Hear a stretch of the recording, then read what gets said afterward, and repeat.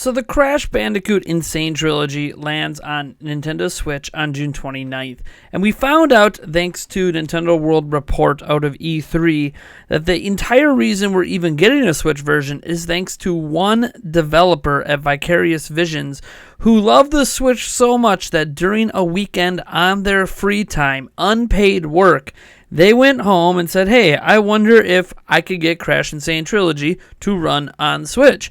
And they came back on Monday with the very first level of the game running on Switch. He presented it to his superiors. They then at that point realized, oh yeah, we can put Crash on Switch. And ta-da-da-da, June 29th, we are getting the Crash N Sane Trilogy. Now, we're not sure if this happened necessarily before the PlayStation 4 version was done or after. I would assume probably after, or this game might have came out even sooner than June 29th. But the reason I want to talk about this isn't so much that it's like a really neat tidbit that really we have one developer to thank for this. Yes, it ended up being ported fully by Toys by Bob with the help of certain people, probably this guy as well at Vicarious Visions, but it's the fact that the company that owns all of this, running all of this, Activision, wasn't considering the Switch from the get-go. And I'm not surprised by that. I don't think anyone is surprised that most third-party companies are treating the Switch as an afterthought, although it feels weird here in 2018 to talk about that, but it was a little bit more understandable last year. But the issue I think I have is this kind of explains where Switch is in the marketplace, because there was no reason for Vicarious or Activision to feel that Crash N Sane Trilogy couldn't run on Switch. There's nothing the trilogy is doing that the Switch is incapable of handling. It's just a matter of whether or not you want to support the platform. And the fact that it took one developer one weekend on his own in his free time to put one level on there is probably what convinced them that, yeah, we could do this, because it's really not as hard as we thought it might be. It's really cheap. And it also shows how little Activision and obviously its associated companies are considering Switch at all when they're making games. And I've talked about this a little bit during E3, but I want to talk about this coming out of it now, is that this kind of shows, at least with Activision, I don't want to presume anything about other third-party companies until we get some examples, but this does prove that the Switch definitely is not even remotely close to a priority for Activision. So if you're wondering why we don't have Call of Duty on the platform, if you're wondering why all of those Blizzard IPs aren't really coming over, why we don't have Overwatch and we have Paladins, and it's because a company like Activision just isn't even considering the Switch a viable platform for their games. And I'm not just talking about in terms of audience. I think they feel like Switch probably has an audience for their games. I think they just don't feel the audience is big enough to even consider trying to port games in the first place. It sounds like, especially in terms of Crash N Sane Trilogy, they weren't even considering attempting to port it to Switch. It took one developer who absolutely adored the Nintendo Switch in their free time, unprovoked, to make this happen.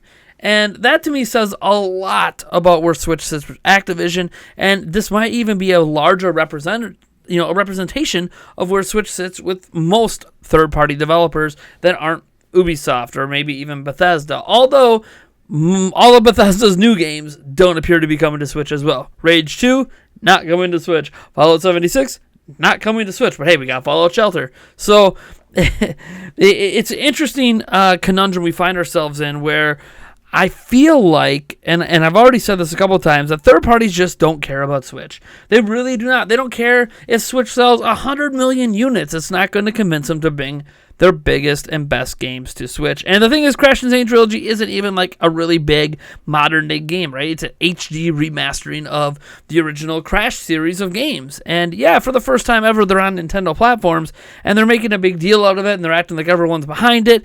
But reality is, no one was behind it until this one guy proved it could be done, and could be done rather easily, in that the Switch version runs great, both in handheld and docked mode. So, I mean, thank you to that one developer at the company that really saw this game as being a good fit for Switch. The moment I saw it appear, the very first footage ever for PlayStation 4, I'm like, man, that looks like it would be perfect for Switch.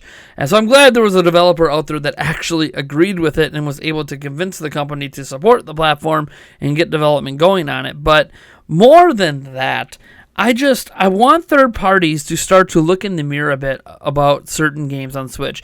I do not expect every game made to come to Switch. I want every game made, every multi-platform game that is made to come to Switch. I want equal treatment like we're getting with Starlink, right? Like Starlink is coming to Switch, and heck, we're getting beyond equal treatment because we're getting Star Fox as a playable character with an exclusive planet or something. I've heard it might be coming just for Switch owners. Like, that's crazy to me, and I'm assuming it'd be a planet probably from the Star Fox franchise if I had to guess. But it's very interesting that, whereas Ubisoft is giving us equal treatment with something like Starlink, we're obviously not getting equal treatment with something like Assassin's Creed, which is weird because we did get 2 Assassin's Creed games on Wii U, but for some reason we can't get one on Switch. I know there's a lot that goes into game development, and I'm not going to sit here and say that every game out there can come to Switch. Some games might technologically be impossible to dumb down enough to have a quality experience on Switch, and I get that, and I understand that, and I realize that, and I'm not expecting every game. But for companies like Activision, it really feels like we're just not getting even a look. Like, they're not even like for Crash N Sane Trilogy, they weren't even looking at Switch until one rogue developer decided to do it on his own. And it's just crazy to me that this is where we sit in 2018, where 4 games to come to Switch, it takes a rogue developer to decide to do it on his own and then convince the company that it's possible. It makes me really wonder, forget Switch. If Nintendo had released an under-TV platform as powerful as the base Xbox One or base PlayStation 4, it makes me wonder if developers would even consider that. I know a lot of people talk about, well, if they had a platform that was on par with everybody else. I mean, they had a platform that was better than the PlayStation 2 in terms of its raw power in GameCube, and that didn't mean that we got every single third-party game under the sun. So I'm not even sure that having equal powerful hardware would equal that we would have all of those games. That might get rid of some of the fan excuses that, it's not powerful enough. But I just don't think that Activision and EA and these companies honestly think there's a big enough audience on Switch to release their games to. And I really think that's it. That's the bottom line. It's not about, can Switch run Frostbite and have Madden on it and Battlefield 5? Or can Switch run the engines that they need for Overwatch of all things? Come on, it can run Overwatch. We got Paladins, for crying out loud. Can it run things for Call of Duty? It's not even a question, I think, at this point of if Switch can run it. It's a question of, are they even considering Switch to the point to even attempt to see if Switch can run it? And reality is, I think the answer is no. And I think it's proven with the Crash N Sane Trilogy. One of the most obvious games that looks like it could run on Switch easily wasn't even being considered until a rogue developer, took on the project himself. So at this point, I'm kind of, one part, I'm really happy with Switch. I think there's a lot of great games coming to Switch, but I only think there's a lot of great games coming to Switch in so much of if you're interested in those games. Obviously, we got a bunch of games last week, right? We got Paladins, and RBI Baseball 2018 finally got its late release.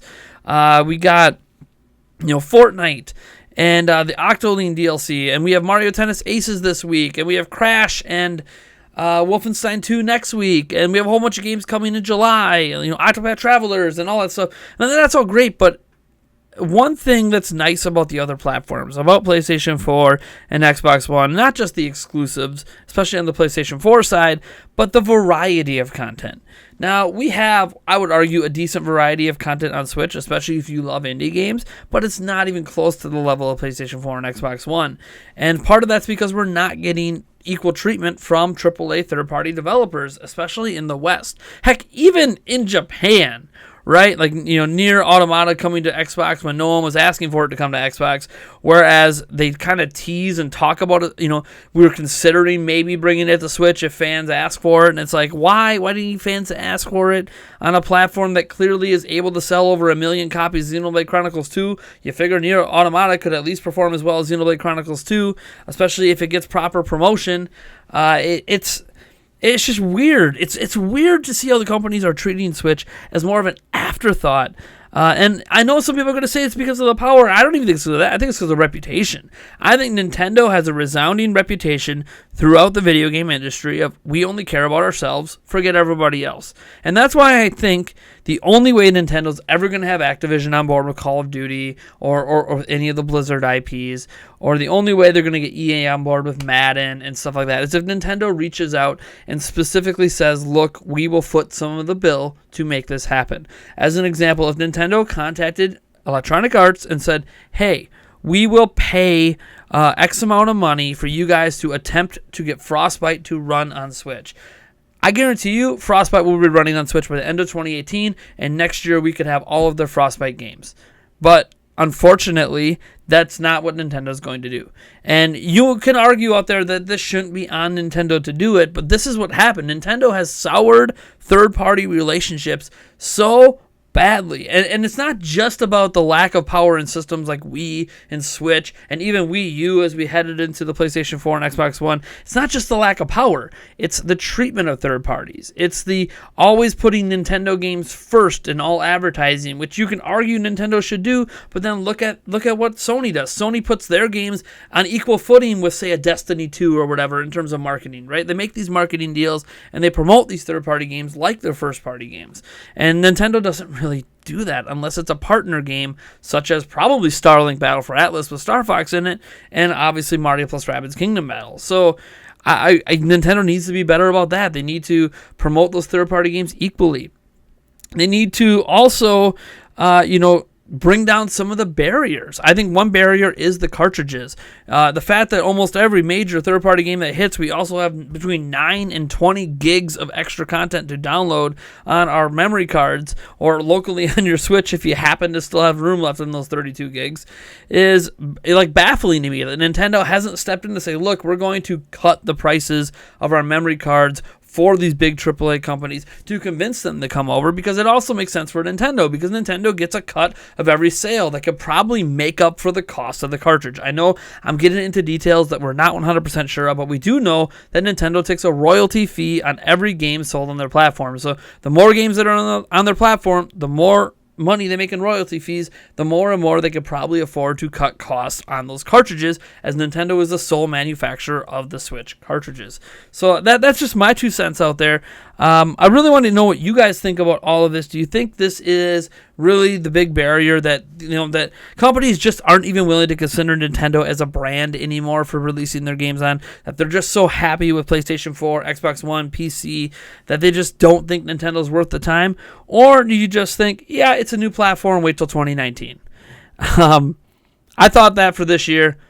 I refuse to think that heading in for next year. This year was either we're going to get AAA games or we're not, because the further and further out we get from Switch's launch, the closer we get to Xbox 2 and PlayStation 5, and Switch even looking further outdated technological-wise for console games. So some of you guys might have just accepted the fate a long time ago that Switch is basically going to be a Nintendo machine with great indie titles and some portable stuff like Ace Attorney.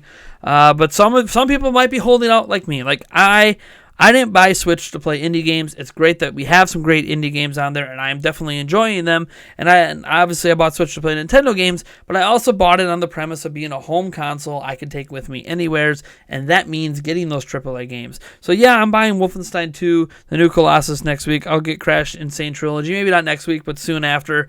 But I don't even know. Like, I'm looking at my slate of games coming up.